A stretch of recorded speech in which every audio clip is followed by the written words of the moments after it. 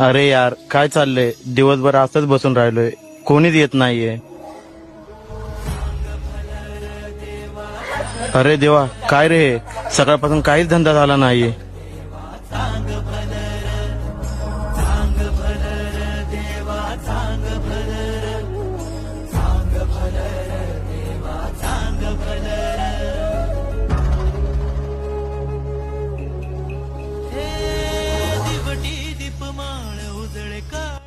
बाळा काय पाहिजे?